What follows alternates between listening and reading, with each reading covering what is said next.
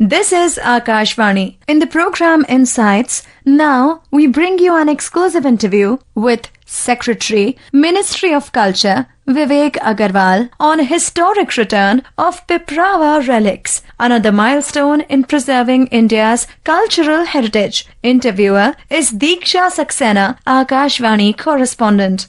30th July is a day which has been etched in the history. The day marked the historic return of the sacred Piprahwa relics of Lord Buddha to their rightful home in India after 127 years. Prime Minister Narendra Modi welcomed the return of the relics. In a post on the social media platform X, Prime Minister said that the return illustrates the commitment of the government to preserve and protect the different aspects of our glorious culture. He also emphasized on Vikas Bhi, Virasat Bhi. To discuss more on the various initiatives of the Culture Ministry, we are joined by a very special guest today. We have with us Mr. Vivek Aggarwal, Secretary, Ministry of Culture. Mr. Aggarwal, welcome to Akashvani News. Namaskar. Thank you for having me on the Akashvani. Before we dive deep into the subject, I want you to share with us the significance of Piprahwa relics. The relics of Lord Buddha signify Lord Buddha's own presence, and these relics were found in 1898 in the new Siddharthnagar district of Uttar Pradesh, which is known as Kapil Vastu, the sacred abode of Buddha. In 1898, when these relics were found, they were the bone fragments, they were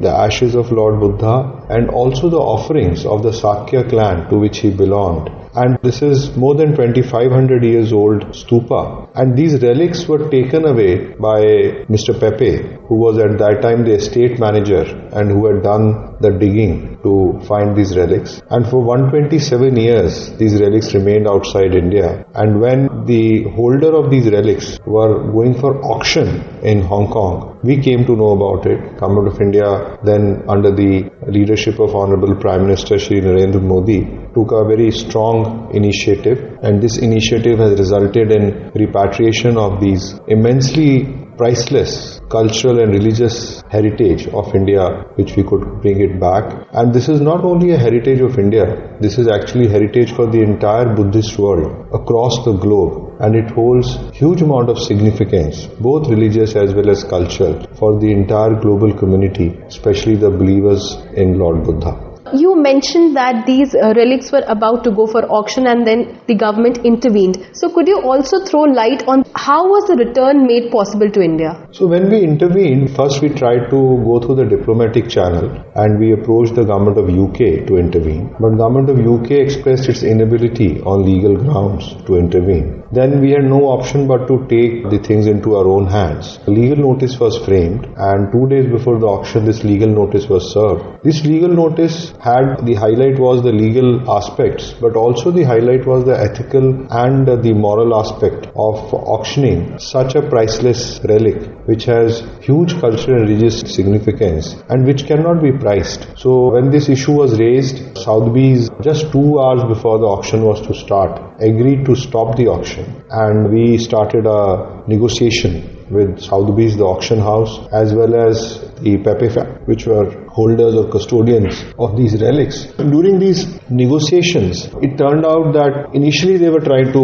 legally put their claim, but then when the negotiations proceeded further, we had some positive response from the side of Sotheby's as well as the Pepe family, and we were insisting that these relics belong to India, and India is responsible for holding the idea and ideal of Lord Buddha. He has significance, religious and cultural significance for Indians as well as for the Buddhist community across the globe. So during these discussions, there was a lot of international awareness that got created, because once the auction got stopped, in the entire art world, this message spread. And a lot of people came to know about the stand taken by Government of India. And during these course of negotiations, a suggestion was made that if there is an Indian who steps forward and comes as an intermediary to get these relics back to India, would Government of India be willing to go for it. We agreed to take forward the negotiations. Then a tripartite negotiation took place, and I'm very happy to report that this is a very unique example of a public-private partnership where a philanthropist came up, a business house from India, which is Godrej, and Piprahwa Godrej offered to come and step in as part of the negotiating process and resolve the issue so that the relics come back to India. So we did an agreement. The agreement has very specific conditions. One, that the relics cannot move out of India without the consent of the government. Government has the prerogative to take these relics to various parts of the world because this is ultimately the legacy of Buddha, which has to go to reach the Buddhist world. The second condition is that Government of India reserves the right to call for these relics at any point of time for an exposition in India or abroad. The third is that they are inalienable. So once they come and they are part of this foundation cannot alienate it now. So they cannot be further transferred to anybody. And the fourth element of this agreement was the foundation will allow the Indian Museum, that's a public museum, to keep it for 5 years, a large part of the collection, and keep it in public display for common people in India to actually come and see the whole exhibition. And also this exposition will have that part which is already with the Indian Museum at Calcutta, which would combine the relics that we already had and the relics that were taken out of the country together in one exposition, which will be open for the common people as well as for visitors from abroad who can come and visit and pay their respect to the relics of Lord Buddha. And also the arrangement is such that it's a mutually beneficial arrangement where the rights of the Godrej group are protected, but the rights of Indian citizens to have full exposure and full viewing right of these relics is also protected. You mentioned that the Godrej group pitched in, and we saw that the return was made possible jointly by your ministry and the Godrej Industries group. How important is the public-private partnership to reinvigorate the rich culture of India? We strongly believe in Ministry of Culture under the leadership of our Honorable Prime Minister and the Culture Minister that the cultural heritage of India is a common heritage of the entire citizen population of the country, and the culture which has emerged from this land of Bharat has to be protected, conserved, preserved and projected to the entire world by everybody. It's not only the government which has the role to play, it is also every citizen of the country has to come forward to play that role. So wherever citizens are involved in managing the heritage or the monuments, or our artists, our classical vocal singers, our folk singers, whole groups of communities which are actually repositories of this cultural wealth are stakeholders. Similarly, the corporate world is also a stakeholder. So we do believe that in all aspects of preservation, conservation and projection of India's rich cultural heritage, there is a role for all stakeholders to come together,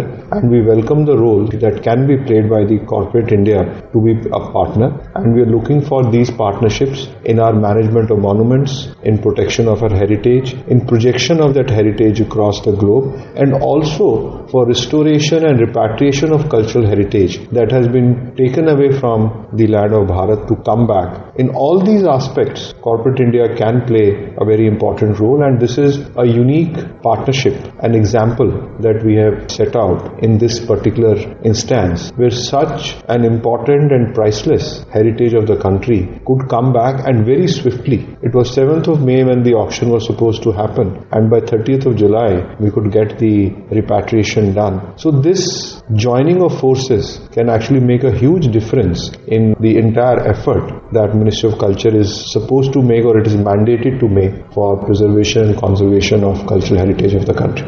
Moving on, Mr. Aggarwal, the father of nation Mahatma Gandhi rightly said that India's soul lies in its villages. To give momentum to this and to preserve and promote India's rich cultural heritage, the Ministry of Culture, your ministry, has established the National Mission on Cultural Mapping. The mission aims to document India's cultural heritage and its potential to revitalize rural economies. NMCM launched Mera Gaon Meri Dharohar portal in June 2023. I would like you to throw some light on this. So this is another very important initiative that Ministry of Culture has taken. We have tried to map all the cultural aspects of each village and make a digital repository of each village's cultural assets, their food habits, the dress, various festivals, if there are any monuments or heritage properties in the vicinity in the village. All that have been very carefully mapped. Now the initiative is that we involve the panchayats. We have separate portal for each panchayat and villages in that panchayat. The portals remain updated for the cultural heritage. We also encourage the village panchayats to look at protection of heritage and also to maintain the unprotected monuments which would be there, and also become our ambassadors for not only projecting the cultural assets of that area but also protecting the cultural assets of that area.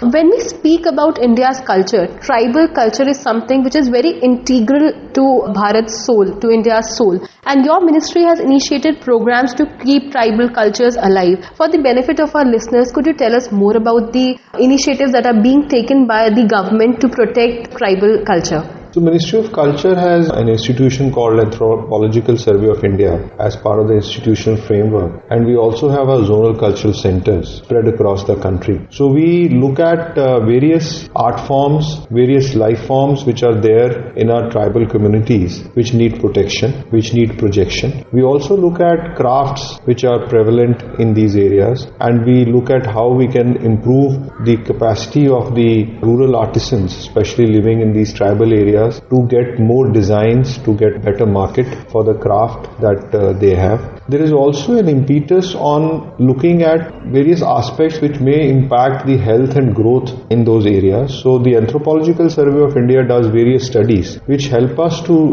write research papers and give the research papers to various institutions, especially the health institutions, to create mechanisms for improving the health and the environmental factors for these tribal communities. I would also like you to tell us a little more about the museum grant scheme. The aim is setting up of new museums. Could you tell us more about it? So the museum grant scheme is a scheme where we promote setting up of new museums. So we also promote upgradation of existing museums. As you have rightly pointed out, there can be various forms of institutions, including government institutions, which can seek this grant. We can give a grant ranging from 5 crores to 15 crores as per the size and the nature of the museum. We have sanctioned a large number of museum projects. We are also looking at now standardized operating process for a museum, and also the iconic museum structures which should be there in the new museums that are coming up. So this grant scheme we are now expanding to have more and more types of museums and to cover more and more institutional frameworks, so that we can create and curate interesting visitor experiences in different aspects of projecting our cultural heritage, our life experiences, art forms, crafts and other forms of display that can be promoted through these museums. Lastly, since we are progressing towards the end of this episode, I would like you to throw some light on what role is Digital India playing in saving and promoting the rich culture of India. So Digital India is one aspect which is now part of every aspect of our life and every aspect of the ministry's work. We are working on the manuscripts, where the digitization of manuscripts, the search engine, and also having the manuscripts knowledge being imparted and disseminated to common citizens and researchers is part of the initiative that is part of Digital India. We are looking at developing AI tools for translation, for looking at various scripts. We are looking at deciphering few scripts which are still to be deciphered, like the Indus Valley script, the Gilgiti script. We are also looking at improving our digital footprint and our connected portals, so that the entire information about the cultural wealth of the country is available on a click of a button to anybody sitting anywhere in the world. So there is a huge amount of work that the ministry is doing in tandem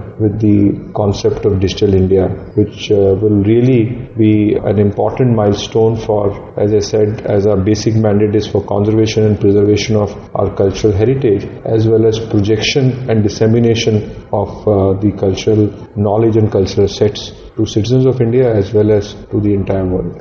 Thank you so much, Mr. Aggarwal, for giving us deep insights on the efforts that are being taken by the government to preserve the rich culture of India. Thank you so much for joining us for insights tonight. Thank you. Jai Hind.